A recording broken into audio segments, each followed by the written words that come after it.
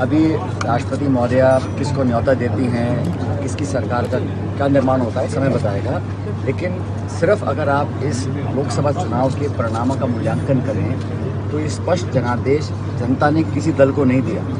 सरकार बनाने के लिए जनता ने खंडित जनादेश दिया है। तो जो भी सरकार बनने जाएगी वो हमेशा मिलीजुली सरकार होगी। पहली बात, जब 303 सांसदों के साथ भाजपा चुनाव लड़ने गई थी तब उन्होंने 370 का क्लेम किया था, 400 गठबंधन का क्लेम किया था।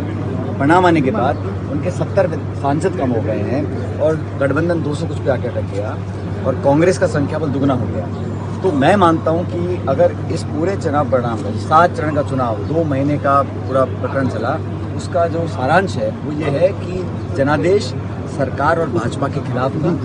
इंडिया गठबंधन और कांग्रेस पार्टी के मैनिफेस्टो हमारे मुद्दों को जनता ने पसंद किया और हमारा संख्या बल दुगना हुआ है। और राजस्थान के जैसा आपने कहा 11 जगह हमने भाजपा को हराया है। हमने, हमारे सहयोगी दलों ने मिलकर 11 जगह, उस जगह जहां पर 4 महीने पहले भाजपा की सरकार बनी थी तो डबल इंजन फेल हुआ जयपुर में, डबल इंजन फेल हुआ लखनऊ में, डबल इंजन फेल हुआ हरियाणा के अंदर। और हर जगह कांग्रेस और साथियों को हमको जनता ने समर्थन इसलिए दिया क्योंकि मुझे लगता है कि हमने सही मुद्दों की बात की। अब भाजपा बात करती थी मंदिर, मस्जिद, मंगलसूत्र की और हिंदू मुसलमान की, हम बात करते थे एमएसपी पे कानून बनाने की, रोजगार की, निवेश की, महंगाई की, बेरोजगारी की। जनता ने हमारी बातों को स्वीकार किया और राजस्थान के अंदर जो परिणाम आए हैं वो पहले से बहुत बेहतर है और मुझे लगता है संतोषजनक भी काफ़ी हद तक। हम उम्मीद करते थे कि हम भाजपा से ज़्यादा सीटें जीतेंगे, लेकिन हमारे उम्मीदवारों का चयन, हमारा चुनाव, हमारा कैंपेन और नेताओं और कार्यकर्ताओं की एकजुटता, इस पूरे राजस्थान के चुनाव का जो श्रेय अगर जाता है किसी को तो हमारी कांग्रेस पार्टी के कार्यकर्ताओं को जाता है, जो भीषण गर्मी में बूथों में डटे रहे, प्रलोभन, दबाव, हर तरह का प्रतिशोध की भावना से सरकार प्रशासन ने काम किया। उसके बावजूद हमको जिताकर भेजा, हमारे सारे उम्मीदवार जीत कर आए हैं। वो सब सदन में बैठकर राजस्थान के हितों के लिए संघर्ष कर रहे हैं। सचिन पायलट जालोर नहीं आए तो क्या उसकी वजह हो सकती है? वैभव गहलोत क्या? मैंने कहा ना, जो जहां हम नहीं जीते हैं वहां अगली बार मेहनत कर और जीतेंगे। और जहां, जैसे आपने इस लोकसभा क्षेत्र की बात करी है, यहाँ पर हम लोग क्यों हारे उसके बारे में विस्तृत जो स्टेटमेंट है वो अशोक गहलोत जी बता ही चुके हैं। लेकिन फिर भी मुझे लगता है कि अब मेहनत करेंगे तो जहां हम इस बार नहीं जीत पाए हैं अगली बार वहाँ भी जीतेंगे। कल आपने कहा था कि उनको कहीं और शिफ्ट करेंगे, तो मैंने कहा कि हम सब जो कांग्रेस कार्यकर्ता हैं, हार जीत राजनीति का एक उतार चढ़ाव है, लेकिन ये बात आप मानेंगे कि राजस्थान कांग्रेस के अंदर जो एकजुटता और जो जनता के बीच हम लोगों ने संघर्ष किया, 5 महीने के बाद उलटफेर जो हुआ है ये संभव नहीं था अगर सब नेता मिलकर काम नहीं करते। और इसका श्रेय मैं तो शुद्ध रूप से कार्यकर्ताओं को देना चाहता हूँ। पूर्व में राजस्थान में जिस तरीके से कांग्रेस ने अपना परचम लहराया है, मारवाड़ और मेवाड़ में कहीं न कहीं कांग्रेस कमजोर दिखाई दे, ऐसे में अब क्या सचिन पायलट ज्यादा मेहनत करेंगे मारवाड़ और? भाई, हमने सबने मेहनत करी है और किसी एक व्यक्ति के मेहनत से कोई परिणाम नहीं आते हैं।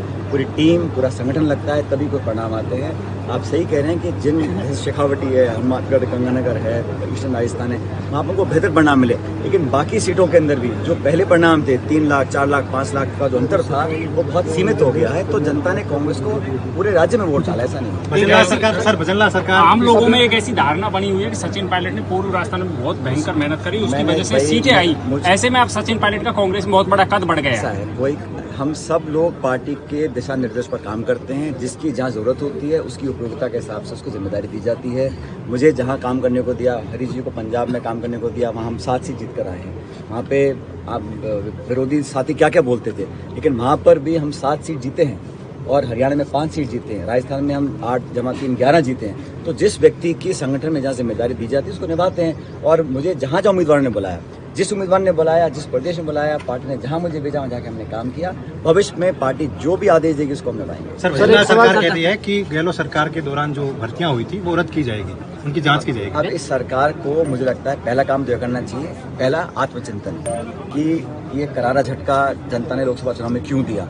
दूसरा, भीषण गर्मी में बिजली कटौती हो रही है, पानी की सप्लाई नहीं हो पा रही है, आचार संहिता का बहाना लेकर आप कब तक छुपेंगे? प्रशासन को, अमली जामे को आपको कंटीजेंसी प्लानिंग करनी चाहिए थी, सुविधाएं प्रोवाइड करनी चाहिए थी।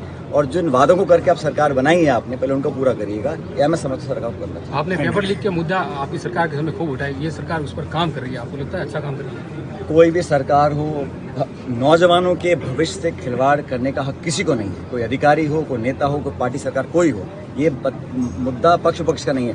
कोई भी सरकार काम करे, लेकिन प्रतिशोध की भावना से ना करे, तह तक जाए, जो भी जिम्मेदार व्यक्ति हो उसको कड़ी सजा मिलनी चाहिए। और अब जो नीट की परीक्षा में घपला हुआ है उसकी भी कांग्रेस पार्टी ने मांग रखी है। करोड़ों लाखों ऐसे परिवार हैं जो अपना पेट काट के बच्चों को ट्यूशन पढ़ाकर एग्जाम दिलाते हैं नीट का।